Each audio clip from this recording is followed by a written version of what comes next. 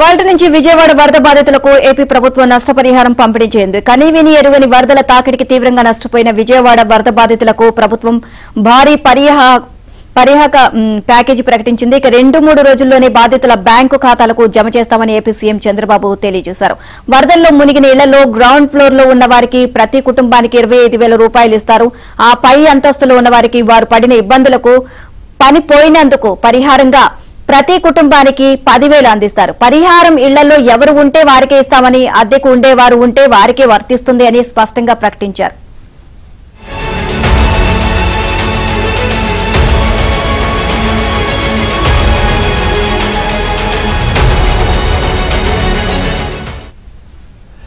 విజయవాడ నగరం దానిని ఆనుకొని ఉన్న గ్రామీణ ప్రాంతాల్లో మొత్తం 172 వార్డు గ్రామ సచివాలయాల పరిధిలో ఈ ప్యాకేజీ వర్తిస్తుంది.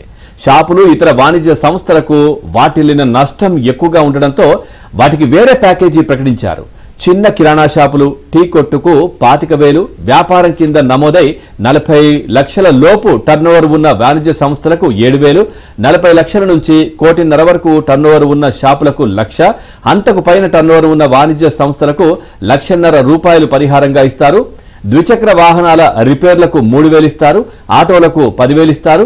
తోపుడు బళ్లు పోయినా దెబ్బతిన్నా ప్రభుత్వం వాటిని ఉచితంగా సమకూరుస్తుంది. చేనేత పనివారి మగ్గం పూర్తిగా పోతే 25,000 ఇస్తారు. గేదెలు, ఆవులు చనిపోతే 70,000 ఇస్తారు. ఎద్దులు చనిపోతే ఒక్కో దానికి 40,000 అందిస్తారు. పశువుల కొట్టం పోతే 7,500 ఇస్తారు. ఇల్లు పూర్తిగా పోతే కొత్తిల్లు ఇస్తారు.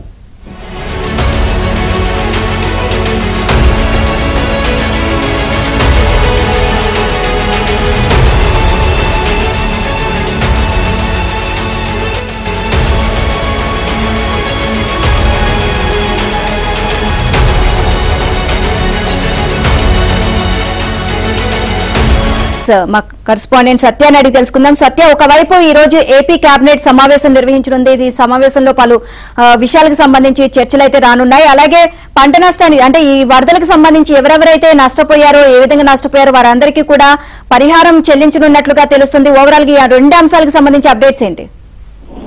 నీలిమ, ఇవాళ ఏపీ కేబినెట్ ఉదయం 11 గంటలకి ఎలక్ట్రానిక్ మోడ్ లో అంటే ఈ కేబినెట్ నిర్వహించబోతున్నారు. ముఖ్యమంత్రి చంద్రబాబు నేతృత్వంలో ఈ కేబినెట్ సమావేశం 11 గంటలకు సచివాలయంలో ప్రారంభం కాబోతోంది. ముఖ్యంగా మద్యం పాలసీ కేబినెట్ సబ్ కమిటీ ఏవైతే సిఫార్సులు చేసిందో వాటి మీద ప్రధానంగా చర్చించి మద్యం పాలసీకి నేడు ఆమోద ముద్ర వేయనున్నారు. దీంతో పాటు మైనింగ్ పాలసీ పైన కూడా కేబినెట్ లో చర్చ జరిగే అవకాశం ఉంది. మరోవైపు స్థానిక సంస్థల ఎన్నికల్లో బీసీలకు 33% రిజర్వేషన్లకు ఆమోద ముద్ర వేయనున్న మంత్రివర్గం వరద సాయం, ఇసుక పాలసీ అమలు, ప్రస్తుతానికైతే ఇసుక పాలసీ, ఉచిత ఇసుక పాలసీ అయితే రన్ అవుతుంది. ఇసుక పాలసీ అమలు వాటిపైన కూడా కేబినెట్ లో చర్చించబోతున్నారు. దీంతో పాటు రీసెంట్ గా రాష్ట్రంలో కురిసిన భారీ వర్షాలు, వరదలకు సంబంధించి ప్రధానంగా కేబినెట్ లో చర్చించబోతున్నారు. నిన్న ముఖ్యమంత్రి స్వయంగా నిన్న సాయంత్రం ఏదైతే సచివాలయం వేదికగా వరద నష్టాన్ని అనౌన్స్ చేశారో దానికి సంబంధించి కేబినెట్ లో కూడా చర్చ జరిగే అవకాశం ఉంది. మొదటి అంతస్తులో ఉన్నటువంటి మొదటి గ్రౌండ్ ఫ్లోర్ లో ఉన్నటువంటి ఇళ్లు ఏవైతే మునిగిపోయా వాటికి 40,000, అదేవిధంగా ఫస్ట్ ఫ్లోర్ నుంచి పైన ఉన్న ఇళ్లన్నింటికి 10,000 చొప్పున వరద నష్టం అందజేస్తామని చెప్పడం జరిగింది. దీంతో పాటు షాపులకు అంటే టర్నోవర్ను బట్టి 40 లక్షల లోపు ఉన్న టర్నోవర్ ఉంటే 50,000, 1 కోటి రూపాయల లోపు టర్నోవర్ ఉంటే 1,00,000 రూపాయలు, 1.5 కోటి టర్నోవర్ ఉంటే 1,50,000 రూపాయల చొప్పున కూడా నష్టపరిహారాన్ని అందించి వారిని తిరిగి కోలుకునేలా చేస్తామని చెప్తున్న పరిస్థితి అయితే ఉంది.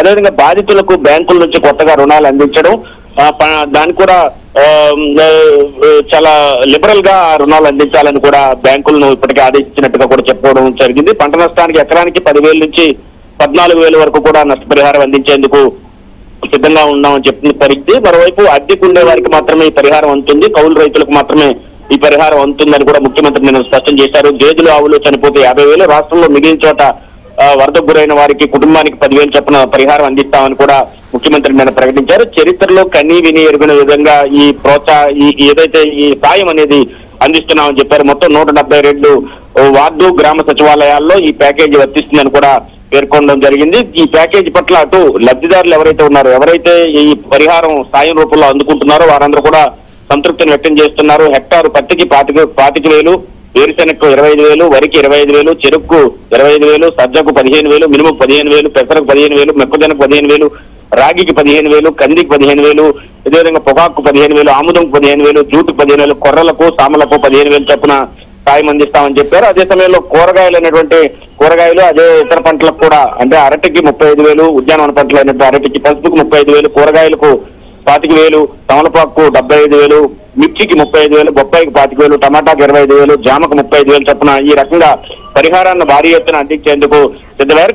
గతంలో ఎన్నడూ లేని విధంగా అంటే పరిహారం అందనట్టుగా అందించే గతంలో ప్రభుత్వం అలా కాకుండా పూర్తి స్థాయిలో వారు తిరిగి నిలదొక్కుకోవడానికి అవకాశం కలిగించేలాగా, అదేవిధంగా బ్యాంకు రుణాలు ఇప్పించి దానికి మారిటోరియం కూడా కొన్ని నెలల పాటు మారిటోరియం కూడా అమల్లో ఉండే విధంగా చర్యలు తీసుకుంటున్నారు. సుమారు విజయవాడ నగరంలోనే 2.72 లక్షల కుటుంబాలకు ఈ వరద సాయం నేటి నుంచి వారి ఖాతాల్లో పడనుంది. ఎవరైనా సర్టిఫికెట్లు అలాంటివి కోల్పోతే ఆ సర్టిఫికెట్లు కూడా కొత్తగా అందజేస్తామని, ఆధార్ కార్డు లాంటి డాక్యుమెంట్లు కోల్పోయిన వాటిని తిరిగి అందజేస్తామని కూడా ముఖ్యమంత్రి చెప్పడం జరిగింది. ఇదే సమయంలో దాతలు కూడా విస్తృతంగా స్పందించి దాదాపు ఇప్పటికే 300 కోట్ల రూపాయలు ప్రభుత్వానికి సాయం అందించారు.